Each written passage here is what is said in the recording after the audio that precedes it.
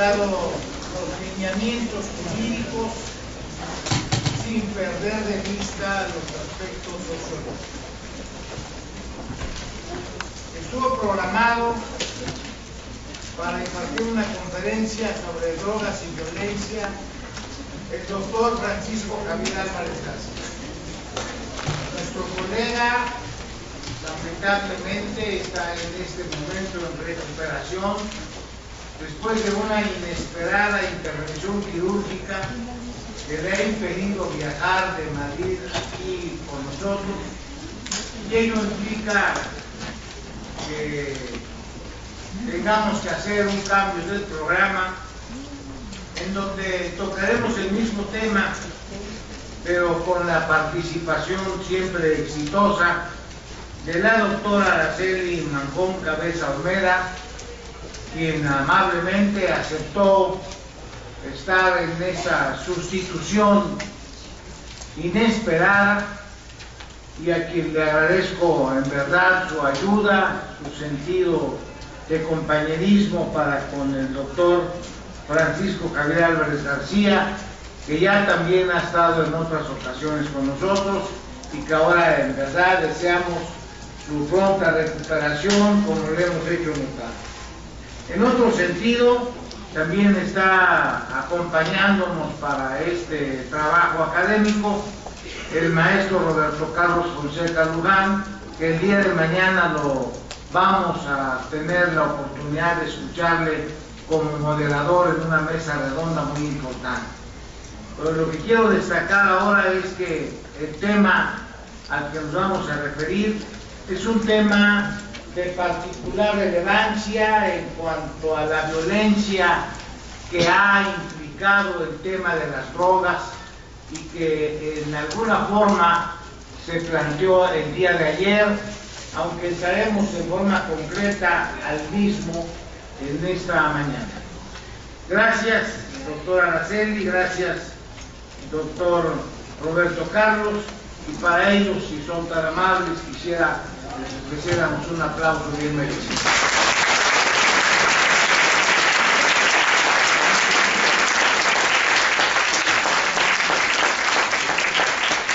Desde hace muchos años, alrededor de 25, empezó a tener en mí un interés esencial el tema de las drogas. Mari Carmen Volado, una senadora del estado de Tamaulipas, me invitó para elaborar un proyecto de ley precisamente sobre esta cuestión tan debatible como es el de las drogas. Ese documento quedó en un lugar reservado para congelar todo tipo de proyectos de ley, no avanzó, lo expusimos a la Comisión de Justicia del Senado de la República, pero pasó a la congeladora como normalmente se dice. En efecto, es algo que sin duda empezó a crecer y se empezó a marcar una serie de lineamientos en nuestro país en el ámbito penal muy claro. Se planteó el principio que también el día de ayer se comentó y que no debemos dejar de hilarlo, que es el referente al libre albedrío.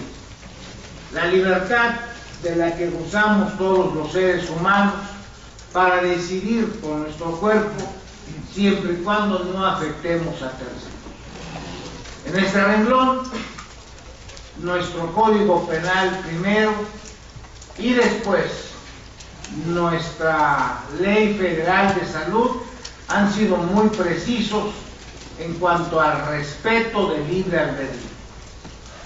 No hay sanción para el adicto, no hay de ninguna manera prisión para el adicto. Es más, ni siquiera el decomiso, ni siquiera a un adicto se le puede quitar la droga que lleve consigo para su consumo personal. Y esta situación pues entra en contradicción con el castigo que sufre quien produce la droga y quien la distribuye o comercializa.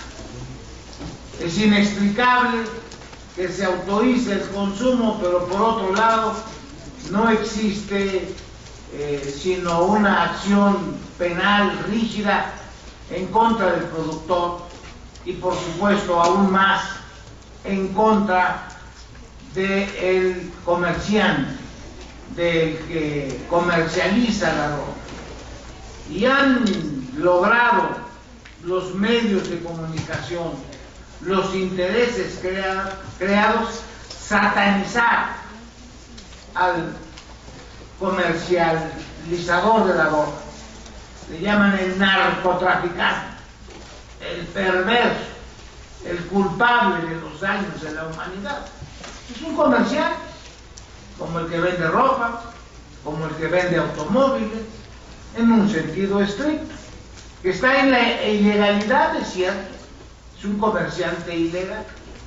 Pero ¿por qué narcotraficante? Porque aquí está el drama, el crimen, la violencia. Si nosotros lo ubicamos como un acto de comercio ilegal, solo quedaría en ese ámbito. Pero conlleva una serie de actos que en buena medida son propiciados por la propia autoridad. Ustedes analicen cuántos comerciantes no encontramos en la Ciudad de México y en todo el territorio nacional de distintos artículos. Sí, los detienen, los persiguen, los multan, les decomisan la mercancía. Todo esto que vemos en las calles de la Ciudad de México vendiendo discos, artículos diversos, son comerciantes pues de artículos de imitación, pero no se les detiene ni hablamos de los terribles y perversos delincuentes, simplemente son comerciantes en la ilegalidad. ¿Qué pasa entonces con la cocaína? ¿Qué pasa entonces con la marihuana, con la heroína, con los cracks? ¿Por qué no se encuentran en esa misma dimensión de otros comerciantes ilegales? Otros comerciantes que no tienen autorización y que venden inclusive productos ilícitos. La droga es ilícita. ¿Por qué en el caso del narcotraficante se le ubica en esa dimensión de un personaje siniestro? Y no una vez, varias ocasiones he escuchado: la pena de muerte hay que aplicársela al homicida serial, hay que aplicársela al secuestrador que asesina a sus víctimas y a los narcotraficantes.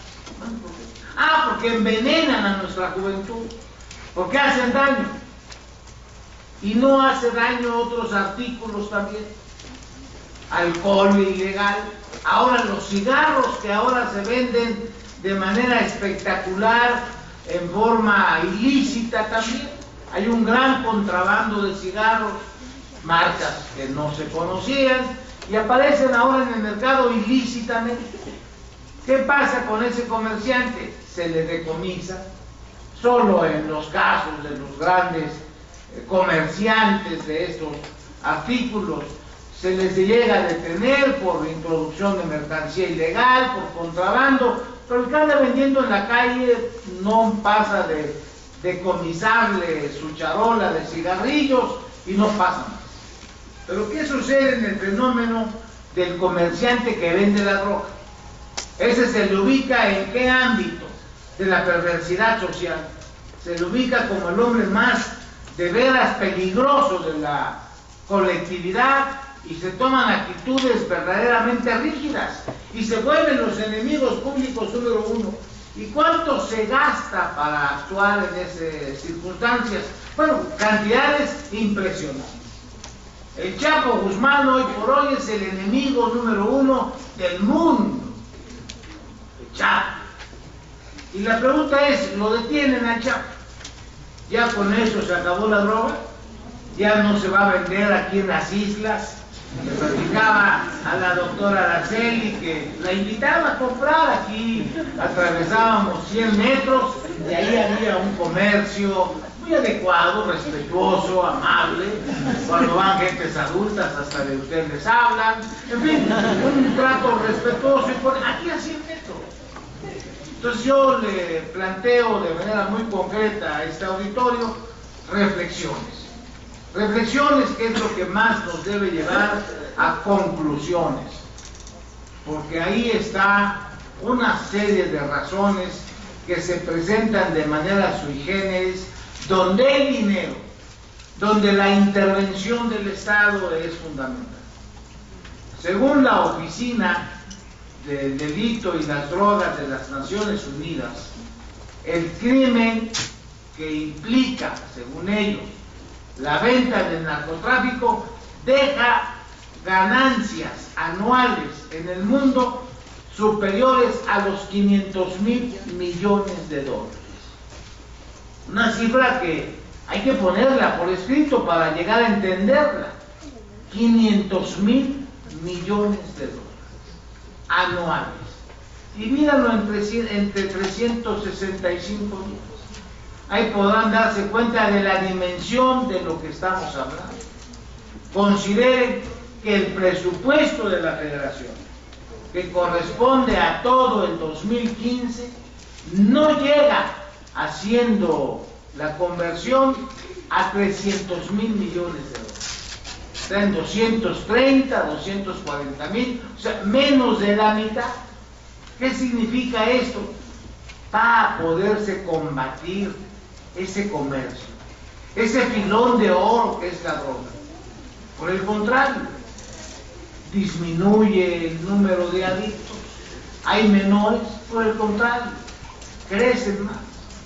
Cada día es mayor el problema, porque no se ha atacado en su esencia. ¿Qué se hace en materia educativa? ¿Por qué no se informa a los niños, a los adolescentes, en la escuela primaria, en la escuela secundaria, de los daños que puede provocar la droga? Definitivamente hay quien asegura que no ha muerto una sola persona que fume marihuana. No voy a entrar a esa confrontación. Lo que yo sí estoy convencido, como seguramente muchos, es que la adicción es perniciosa, no es adecuada. El que produzca más o menores daños es lo de menos.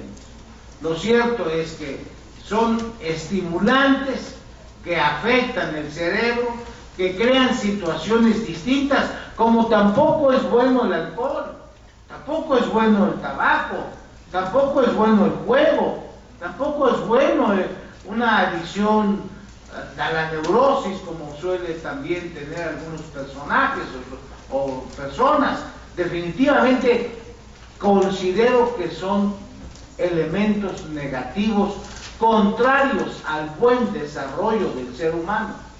No vamos a aplaudirlo, no vamos a crear esa situación imaginaria, y tenemos que aceptarlo en base al libre albedrío, y tenemos que respetar el que alguien lo haga. Ah, no, tú no vas a ser marihuano, tú no vas a ser adicto al juego. Bueno, eso no es la solución. Lo vamos a amarrar, lo vamos a encarcelar por ser adicto a la cocaína. Definitivamente eso es patético. Viviríamos en un mundo sin libertades. Lo que debemos de hacer, y más que la sociedad, el gobierno, entendido como una parte fundamental del Estado, donde hay sus otros dos componentes, que es la población y el territorio, es imprescindible, y en esto hay que remarcarlo, que el gobierno haga su trabajo, procurando, evitando que haya adictos. ¿Y dónde se va a hacer? En el ámbito institucional. ¿En dónde se va a lograr éxito si no es en la escuela? Precisamente en ese centro adecuado para que el alumno reciba la información y él decida: ya estoy entendido de que es mal por esto, porque mis neuronas se secan, porque voy a mantener un estado de letargo incorrecto, porque voy a padecer estos efectos negativos, porque mi trabajo ya no va a ser creativo, porque me voy a dormir, etcétera. Hay muchas causas que evidentemente al informarle al educando, él ya sabrá tomar su decisión y decir, me vuelvo adicto, no me vuelvo, rechazo la droga, no la rechazo. Hay adultos, como en mi caso, que ya sobrepasadas las 7 décadas de vida, no hemos sido personajes interesados en la droga, aunque la doctora Araceli y yo tenemos un compromiso en ese sentido, que algún día vamos a cumplirlo, porque tenemos que experimentarlo, pero no es lo mismo experimentarlo en el caso de ella después de los 40 años y en el caso mía ya llegando a los 80, pero comprendan que lo que más nos debe cuidar en ese sentido e interesar son esos niños, son esos jóvenes que están en su etapa formativa. La educación tiene 2 ámbitos, el informativo, que es el de ustedes, el de una profesional, el de una carrera profesional. Aquí ya vienen a informarse. ¿Pero dónde se han formado? En la escuela primaria. En ocasiones hay quien discute por qué en la escuela primaria no se aplican exámenes, porque no se busca como aspecto fundamental que el niño sepa 5x5 o que conozca la capital de Yucatán. Lo que más interesa es que tenga hábitos, el hábito de la limpieza, el hábito de la puntualidad, el hábito del estudio, el hábito que puede ir de la mano con la solidaridad. Eso es lo que se busca en la escuela primaria, porque es una etapa formativa. Lamentablemente a veces la propia escuela primaria falla, y véanlo como en el caso concreto de jóvenes que no tienen el hábito de la puntualidad. Oye, ¿por qué estás llegando tarde? No, yo no llego tarde. Es que el metro no pasó a tiempo. No, hay que castigar al metro. Es que el camión no llegó a tiempo. No, ese camión no cumple su deber. Es que siempre hay un pretexto. No se tiene nada.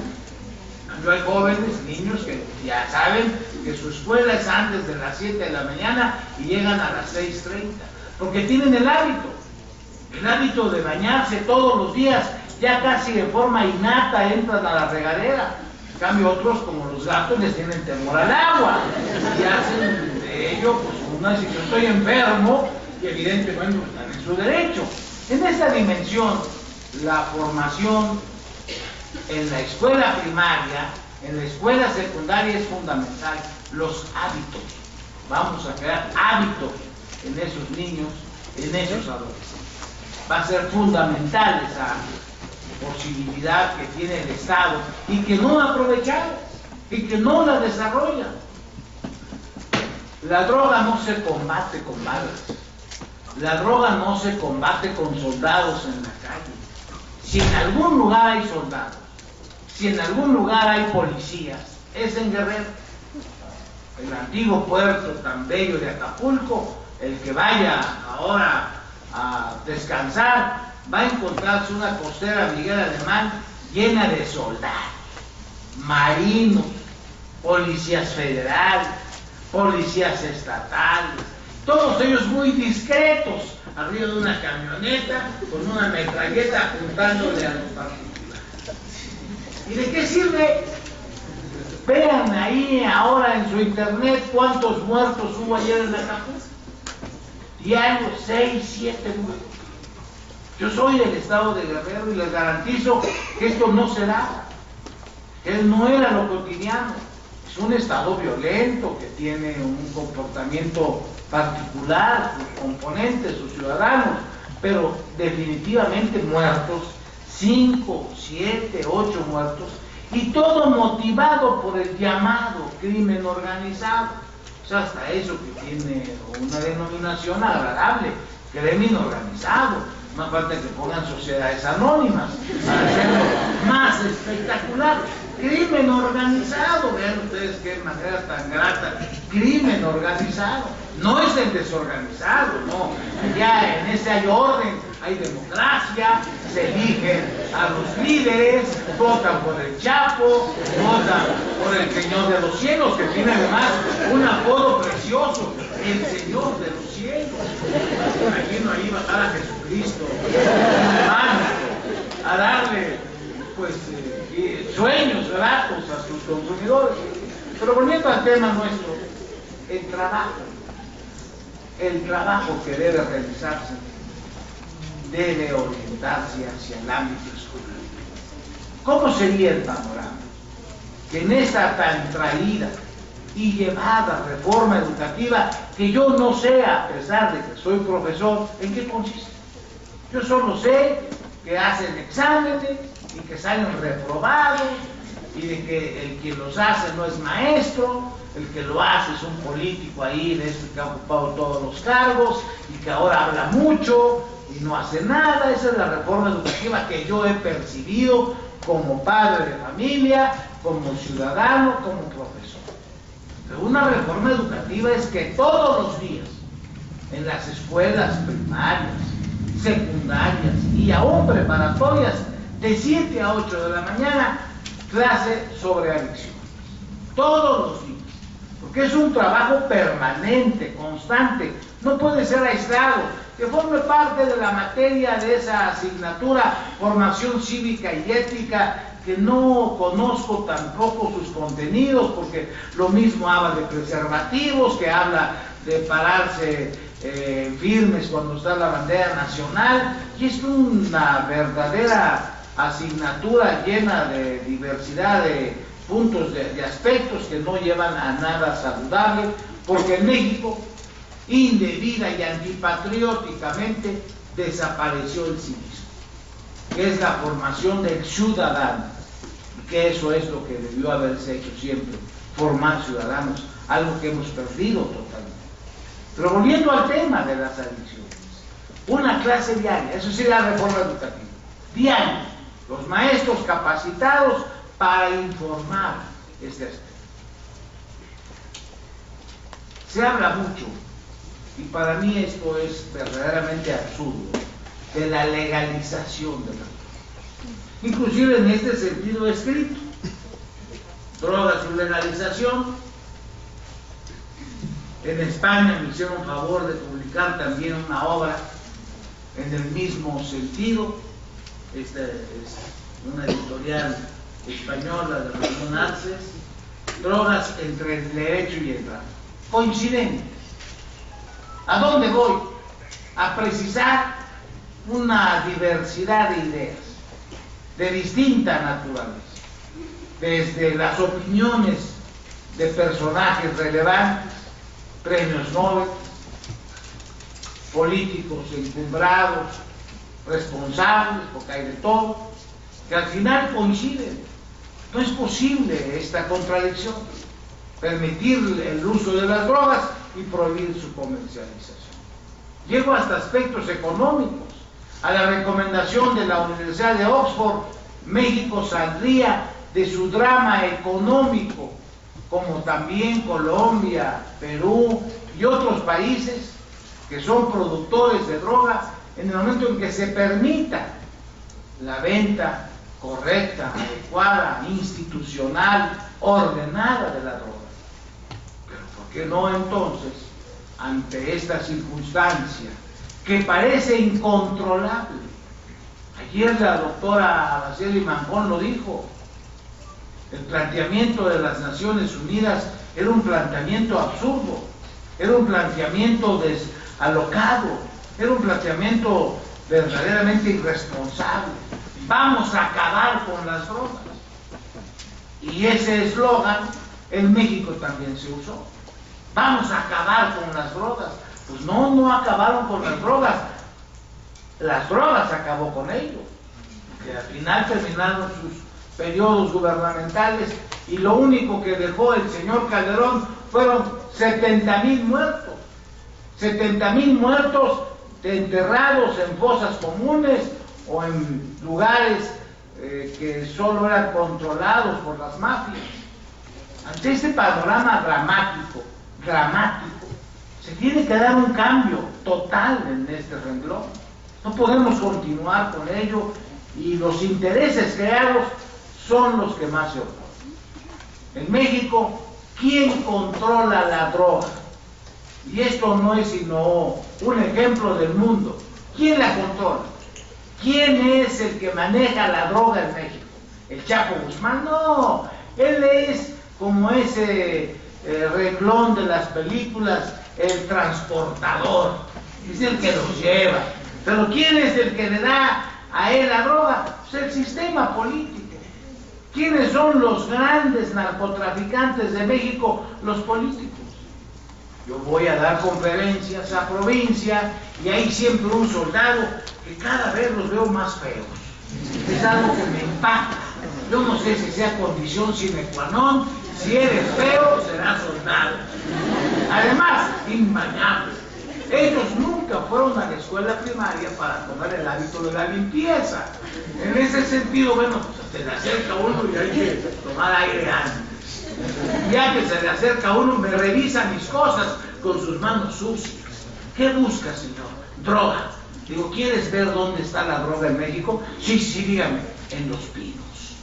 Ahí está la droga.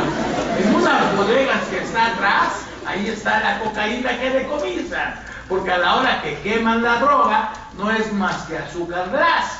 La verdadera cocaína está ahí guardada. Porque eso representa miles de millones de dólares. Así como lo escuchan. En este sentido, la droga la controla el ejército.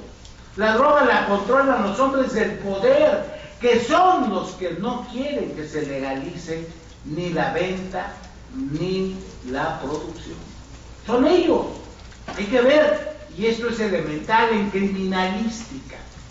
¿Qué es lo que hay que hacer ante un crimen, ante un hecho delictivo? ¿A quién benefició? Ese es el primer sospechoso. ¿Quién mató a Juan? Su rival de amores, es el primer sospechoso, no obligadamente. A lo mejor pudo haber sido la damisela. Bien, pero eso es lo que tiene que hacerse. ¿A quién beneficia en este momento el que la droga no se pueda vender? Sin duda, aparentemente, y así nos han hecho creer que el Chapo, pobre Chapito, pues de verdad, a mí me causa una gran molestia que todos lo culpen a él porque no se defiende. Me gustaría un día invitarlo aquí a la facultad del Chapo y escucharle, y que tenga la oportunidad. Siempre es el enemigo, no un público número uno, es el malo. Bueno, ¿y quién está atrás del Chapito? Bueno, el que lo sacó. El relamido, ¿verdad? Pues eso bien lo sabemos. Bueno, eso es evidente. ¿Quién lo sacó? ¿Quién lo sacó? ¿O siguen creyendo del túnel? No, cabe duda que también creen en Caperucita Roja. En un túnel salió, no, pero salió por la puerta grande como corresponde a su señorío. Nada de ahí en un túnel, ahí todo arriesgando a mancharse la ropa, por favor. Seamos serios, eso se hizo pues para que Televisa tuviera la oportunidad de mostrarse como una vez más el ejemplo de la información, el canal de las estrellas, el canal del Chapo Guzmán. Bien, pero yo quisiera ya aterrizar para poder rogar a mis colegas que den sus puntos de vista sobre este tema. El combate a las drogas está perdido. Tenemos que enderezar nuestro planteamiento hacia la disminución, precisamente porque ni siquiera hay mensajes. Antes se hizo una caricatura del dinosaurio y se dijo, vino el dinosaurio, vino a las drogas. ¡Ay, qué sublimación, qué belleza! Ya cuando mis hijos veían eso, papá, ¿qué son las drogas? O sea, en lugar de ayudar, causaba, pues de alguna manera, inquietud. ¿Qué son las drogas? Y este drama, pues, ¿por qué? Porque el tema así se maneja. Yo debo reconocer, y me causó de veras un buen impacto, que en diciembre pasado hubo un evento en Santiago de Compostela, donde estuvieron gente relevante de la Fiscalía del Reino de España, y en forma pública se ha asegurado que el tema de las drogas en España ya se había disminuido, que había otro tipo de interés. Y en cambio aquí nos seguimos matando y seguimos viendo el drama de la sociedad. Ahora, hace unas horas, apareció un colgado en Iztapalapa. Bueno, pues al rato también aquí en la facultad vamos a tener un colgado.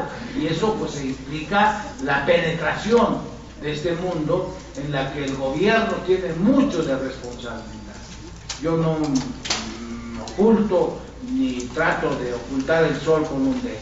La responsabilidad de esta violencia está generada por un sistema putrefacto, corrupto, en la que evidentemente, hay que dejarlo muy en claro, no es el problema la droga, no es las adicciones. Ayer se hablaba, por ejemplo, en forma muy precisa, una exrectora de la universidad, Esther, estuvo aquí con nosotros, y hablaba de las cárceles, y de cómo han disminuido, y cómo se ha visto ya un manejo mucho más permeable. Pues ahí está el ejemplo de Holanda, 2 cárceles vacías que se las tiene que alquilar a Bélgica porque hay que darle trabajo a los custodios, y esto es lo que implica el que precisamente no estemos nosotros en una actitud irresponsable de un gobierno irresponsable combatiendo lo que ya otros no combaten, y en cambio hemos abandonado lo más importante, que es la educación. Si se quiere realmente combatir la droga, hay un solo medio, sin balas, sin violencia, que es la educación. Porque no hay mejor, de veras, persona convencida de decir no a las drogas que el que tiene la información adecuada. Si sabe que le va a hacer daño, que va a causarle problemas a sus hijos, que va a ser un ser indeseable socialmente hablando, él ya tomará la decisión. Pero la mejor defensa contra las drogas es la educación. Voy pues a pedirle a mis colegas nos den sus puntos de vista, empezando por nuestra amiga entrañable, la doctora Araceli Manjón. Por favor, Araceli, si eres tan amable. Pueden aplaudirme.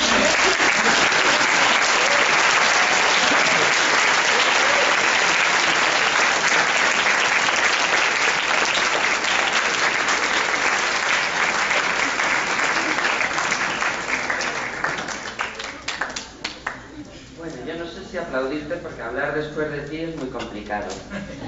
Entonces, me voy a quedar con 2 ideas, porque el doctor López de Estancura ha tocado todo el universo de las ideas y de los problemas de la droga. Me voy a quedar con 2 ideas. Acaba de decir que oía hace no mucho en España a representantes de la Fiscalía Antidroga transmitir la idea de que en España no había problema con las drogas. Bueno, esa idea la voy a matizar al hilo de lo que es el título de la conferencia original que tenía que haber dado mi colega, el profesor Álvaro García, y que desgraciadamente no ha podido dar, es decir, drogas y violencia. Respecto de lo primero, en España no hay problema en relación a las drogas. Hombre, hay algún problema, pero son problemas perfectamente manejables desde una perspectiva política.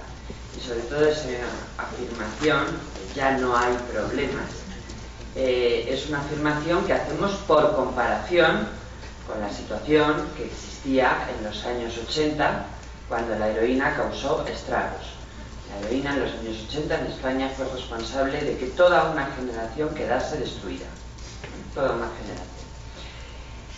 Ayer ya se lo indicaba, en un determinado momento en España se plantean qué hacer con el problema de la heroína y sobre todo con sus consecuencias no obligadas por el consumo de la propia sustancia, que fundamentalmente eran 2. Por un lado, lo que se consumía no era heroína verdaderamente, sino que eran unas porquerías adulteradas, porque la heroína, para hacerla más rentable, se cortaba con sustancias que eran verdaderamente venenosas, hasta el punto de que los médicos tuvieron que cambiar su propia terminología.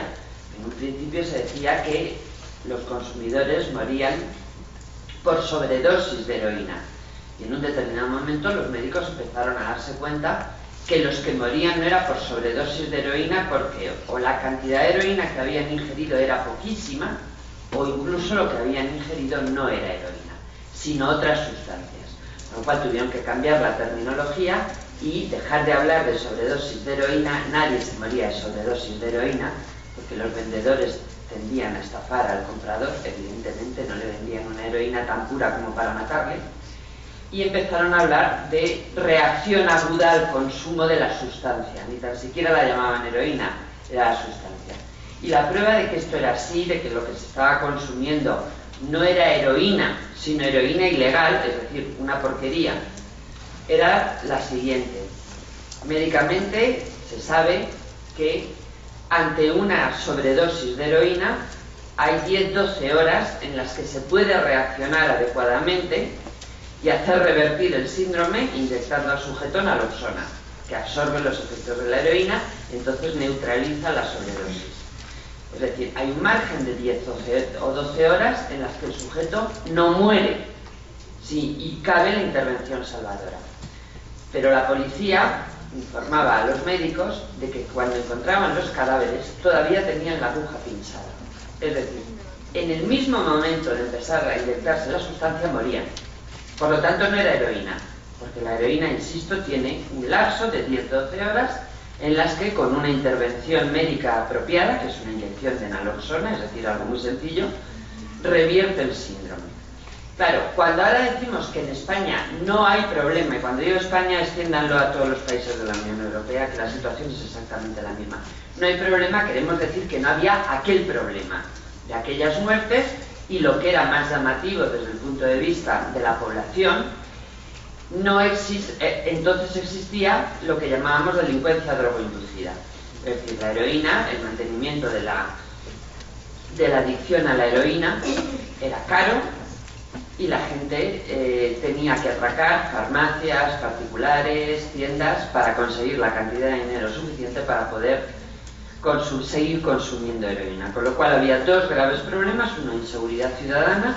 Era la época en la que en Madrid se decía que no se podía salir por la noche, y era verdad, porque te atracaban, y además te atracaban con una jeringa infectada, con lo cual peor que una pistola. Y por otro lado, existía un número de muertes asociadas al consumo de esa sustancia ilegal que se vendía muy considerable. Como les digo, toda una generación cayó como consecuencia no del consumo de heroína, sino como consecuencia del consumo de aquella porquería ilegal que se vendía en las calles. Haber superado esa situación es lo que permite decir que en España no hay problema. Claro que habrá problemas individuales, de salud individual, ya no pública. Habrá sujetos que evidentemente se pasen y que se mantengan en la adicción, pero es un problema de salud individual que queda cubierto por la autonomía de la voluntad y por la libertad de que cada uno se mata como quiere, pero como hay problemas de adicción al alcohol, o como hay problemas de sujetos que tienen una enfermedad, que no se cuidan de esa enfermedad y que acaban muy mal. Es decir, el gran problema social de la heroína desapareció. ¿Gracias a qué? ¿A cárcel y prohibición? No. Gracias a que en España, en un determinado momento, se dijo: la cárcel no es la respuesta, porque no estamos solucionando nada metiendo en la cárcel a los heroinómanos. Es más, lo único que estamos consiguiendo es, a continuación, meter a sus madres, por una sencilla razón. Cuando ingresaban en prisión, hasta que se les clasificaba, no se les suministraba ningún tratamiento sustitutivo de la heroína, con lo cual sufrían el síndrome de abstinencia de aquella sustancia, que era algo brutal. ¿Qué hacían las madres? Ir a verlos a la cárcel con una dosis de heroína para evitarles el síndrome de abstinencia de drogas, hasta que se les trataba, se les clasificaba, les diagnosticaba el médico, etcétera, etcétera. Cuando pillaban a las madres, ¿qué ocurría? Entre 8 y 12 años de prisión, porque habían utilizado una sustancia que causa grave daño a la salud y la habían introducido en centro penitenciario y suministrado a persona dependiente. Con lo cual esas tres agravantes llevaban apenas de entre 8 y 12 años de prisión para la madre que había introducido una papelina para evitarle a su hijo el síndrome de abstinencia de drogas.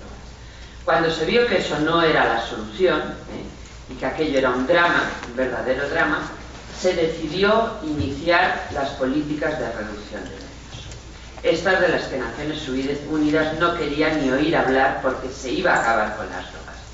Pues bien, las políticas de reducción de daños dieron en España, como en muchos países europeos, resultados excepcionales, porque se trataba al sujeto de los daños no consustanciales, pero ligados a la propia ilegalidad de la sustancia.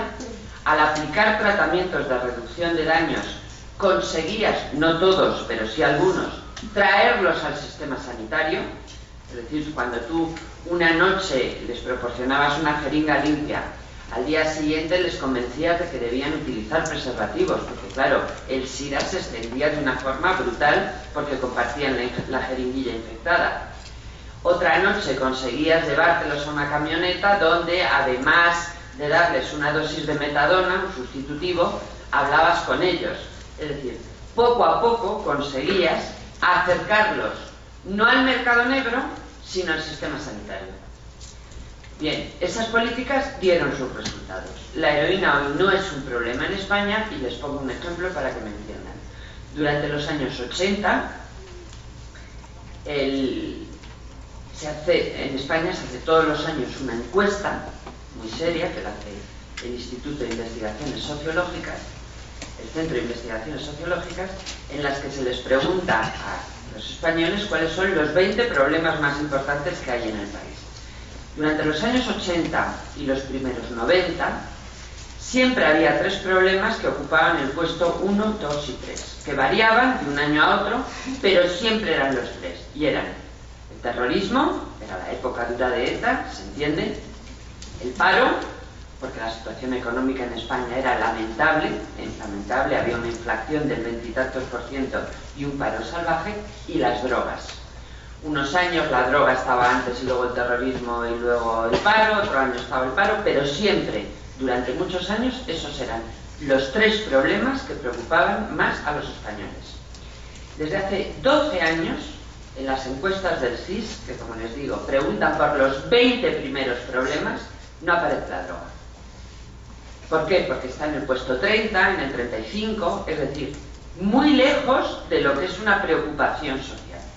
Gracias única y exclusivamente a las políticas de reducción de daños respecto de las drogas más peligrosas y a la normalización fáctica del cannabis, que no nos olvidemos, el cannabis atrae al 80% de los consumidores de drogas.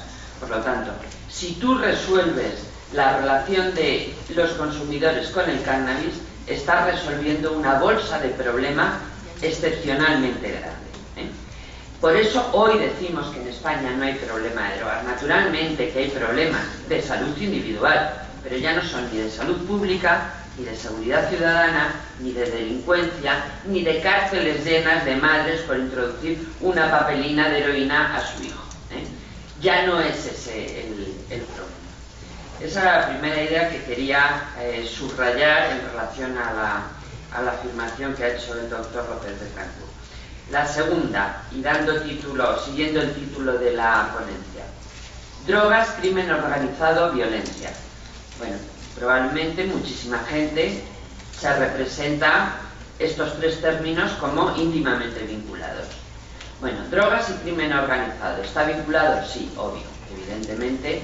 El tráfico de drogas es el negocio favorito del crimen organizado. No es el único, porque hay muchos otros, ustedes lo conocen, pero es el negocio favorito. ¿Y por qué es el favorito? ¿Por qué les gusta más traficar con drogas que con armas o con coches de lujo o con cuadros robados? Bueno, pues porque es el mejor negocio que hay. Y lo es porque materia prima baratísima, una clientela excepcional, absolutamente excepcional, es decir, millones de consumidores en todo el planeta, y un margen comercial espectacular. Espectacular. La materia prima es muy barata y la venta final se multiplica por 70. El margen comercial es brutal. Y sobre todo, consumidores, muchos de ellos enganchados, que aunque suba el precio, lo que harán no será dejar de consumir, cambiarán de sustancia a una más barata y de ordinario más peligrosa. No pueden comprar cocaína, compran crack. Ya está, que es más barato, pero es mucho más peligroso. Es decir, la demanda es prácticamente inelástica, aunque la oferta disminuya y suba el precio, el consumidor, y no digamos el adicto, porque no es lo mismo consumidor que adicto, tengan en cuenta que solo el 10% de los consumidores de drogas son adictos, hay un 90% que no tienen ningún problema de adicción, igual que los consumidores de alcohol, la mayoría no tienen ningún problema de adicción. Entonces es un negocio fantástico, porque tiene un margen comercial excepcional y la clientela está garantizada. Es mucho más difícil el mercado de las obras de arte, porque el número de consumidores de obras de arte ilegales es mucho más pequeño y sobre todo si es un mercado que responde a la elasticidad de la oferta y la demanda. Si el precio es disparado, el sujeto no compra. No es que compre otra cosa, es que no compra. No digamos el mercado de armas de guerra. Bueno, es que para entrar en ese mercado se necesita tal cantidad de dinero que la única forma de entrar es dedicarse primero al tráfico de drogas, para conseguir la cantidad brutal de dinero que te permite después entrar en el tráfico de armas. Con lo cual, ¿hay relación entre las drogas y el crimen organizado? Obvio, sí, la hay. ¿Y la violencia? Bueno, pues aunque les pueda parecer increíble, la violencia no es consustancial ni al tráfico de drogas ni al crimen organizado, y hablo en el marco internacional. Y no es consustancial por una sencilla razón. Hay muchos lugares del planeta donde existe crimen organizado que se dedica al tráfico de drogas y que no requiere de la violencia para actuar. Así de sencillo. Les pongo el ejemplo de España, que es el que más conozco. Cuando la ruta de la cocaína colombiana decide utilizar a los narcotraficantes gallegos, bueno, mejor dicho, al crimen organizado local gallego que se dedicaba hasta ese momento al contrabando de tabaco, pues cuando deciden utilizarlos como su puente de entrada en toda Europa, la cocaína llegaba de Latinoamérica y entraba por Galicia en barcos, y de allí con camiones se distribuía a toda Europa. Se utiliza esta delincuencia organizada que se había ensayado hasta ese momento con el tabaco de contrabando. No hubo violencia. Es decir, el crimen organizado gallego, cuando asume el control del tráfico de la cocaína que llega de Latinoamérica y entra en toda Europa, no utiliza la violencia. Sí la corrupción, sí compraban voluntades, pero no había violencia. Y no lo había por una sencilla razón. Era un crimen organizado que actuaba en régimen de monopolio, es decir, no había competencia, solo eran ellos, y como estaban implantados en Galicia desde hacía muchos años con su negocio ilegal de tabaco de contrabando, no requerían ni recluta de sicariato, ni violencia para imponer sus propias rutas, ni nada similar. Pero sobre todo, no era necesario actuar violentamente, bastaba con actuar corrompiendo a un número relativamente pequeño, nada parecido a lo que pueda verse aquí, a un número relativamente pequeño de agentes de aduanas, de policías, etcétera, etcétera. Nunca hubo violencia, absolutamente nunca. Luego no es consustancial ni al crimen organizado ni al tráfico de drogas la utilización de violencia. ¿Cuándo aparece la violencia? Bueno, hay dos indicadores clarísimos de violencia como medio utilizado por el crimen organizado. Primero, que la situación sea no de monopolio sino de oligopolio, es decir, muchos grupos criminales que luchan por conseguir el mismo negocio, entonces se genera violencia entre ellos. Y también hay violencia cuando estamos ante un Estado o muy débil, o directamente un Estado fallido, o un Estado que no es débil ni técnicamente fallido, pero que está infiltrado. Entonces sí aparece la violencia. Con estos dos componentes, competencia criminal y Estado que no da la respuesta idónea, que no da la respuesta adecuada, porque es débil, porque es fallido, porque está corrupto, por lo que sea, ya tenemos una alta probabilidad de que el crimen organizado utilice la violencia junto con la corrupción como los mecanismos para afirmar su propio negocio. Pero naturalmente no siempre que será un Estado débil y una situación de oligopolio automáticamente se genera violencia. Dicho de otra manera, no pretendan solo con estas dos variables explicar el caso mexicano. Hay muchas otras variables. hay luego circunstancias que favorecen la utilización de la violencia. Por ejemplo, la recluta del sicariato de forma violenta. Cuando se recluta a personas para actuar dentro de la organización y se hace con violencia. Piensen, por ejemplo, cómo ha sido la recluta de los Zetas. Hay ejemplos más que claros que ustedes conocerán sin lugar mejor que yo. La lucha por la sucesión del capo también genera violencia. Está demostrado que cuando se detiene al jefe de un cártel, automáticamente se produce violencia dentro del cártel, porque todos los lugartenientes se matan entre ellos para ocupar el lugar del que ha sido detenido. Y naturalmente con esto no estoy diciendo que no los tengan que detener, sino simplemente que esto ocurre. Algo que produce una especial violencia, cuando el crimen organizado, además de dedicarse al tráfico de drogas, al de armas, al secuestro, a la extorsión, al robo de coches, decide dedicarse al mejor negocio que existe en el planeta, que es el negocio de la protección. El negocio de la protección es todavía más fantástico que el de las drogas, porque vendes nada a cambio de mucho dinero. Es decir, el negocio de la protección consiste en indicar a aquel empresario de éxito, aquel sujeto que tiene bastante dinero y una hija estudiando en determinado lugar, que su hija puede desaparecer o que su local puede ser quemado, salvo que pague. ¿Qué es lo que se le vende? Nada. Es decir, no hago nada si me pagas. Es un negocio fantástico. No hay materia prima, no necesitas trabajadores, no necesitas fábrica, no necesitas rutas, nada, absolutamente nada, solo amenaza. Sé dónde estudia tu hija, sé cuál es tu restaurante, o pagas, o tu hija desaparece, o tu restaurante se quema. Eso genera mucha violencia. ¿Por qué? Porque para afirmar que solo tú puedes protegerles, primero tienes que actuar violentamente y crear un clima de miedo. Eso genera mucha violencia. Y finalmente, se ha constatado empíricamente en muchos países que cuando la ofensiva del Estado de repente es muy intensa contra el crimen organizado, si el crimen organizado es potente, no se amilana, todo lo contrario, responde con todavía más violencia. Piensen en el caso de los extraditables en Colombia.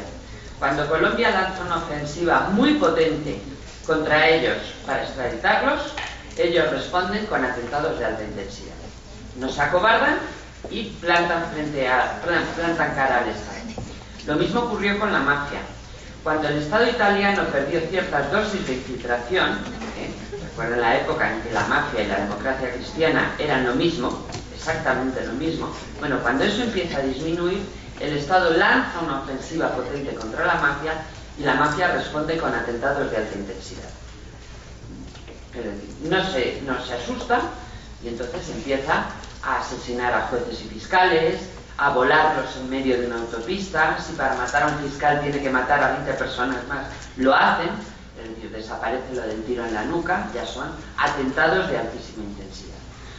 Y dicen algunos, yo no estoy muy segura, que acciones como Casino Royale también podrían obedecer a que en un determinado momento se le quiere mandar un mensaje a algunos de que bajen la intensidad en el combate. Bien, es verdad que esto digo que no estoy muy segura y lo pongo en tela de juicio, y con esto voy a acabar mi intervención, precisamente por algo que ha subrayado el doctor López Betancourt. ¿A quién le interesa el negocio de la droga en un determinado momento? ¿A quién le interesa aquí? Bueno, en algunos países se está detectando que es más difícil el discurso oficial de normalización de las drogas, es decir, por ejemplo, lo que ha ocurrido en Uruguay. Se dice que en otros es más difícil precisamente por lo que ha señalado el doctor, porque a lo mejor al poder político no le interesa. Por lo tanto, no estoy segura que Casino Royale fuese una respuesta contra un poder político, sino que formaba parte probablemente de este escenario que se ha montado aquí y del cual es muy difícil salir.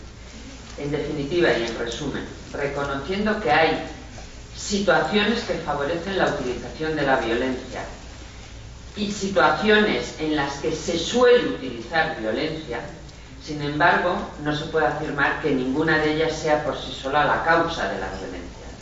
O dicho de otra manera, los sociólogos y los estudiosos de las relaciones políticas en México, que hay una magnífica producción científica sobre el tema, pues han subrayado cómo la caída del PRI en cierta medida llevó a una intensificación de la violencia del crimen organizado, porque al entrar el PAN en el poder cambia el escenario político, el presidente o el gobierno federal pierde poder en beneficio del poder local, pero del poder local legal y legal. Y eso hace probablemente... ¿Esto qué quiere decir? ¿Que son los responsables de la violencia? No, evidentemente, es una concausa, no es la única causa. Antes ya había violencia en México, es decir, no es el PAN el responsable de la violencia, pero sí de que se haya creado una situación donde es más fácil que prolifere esa violencia.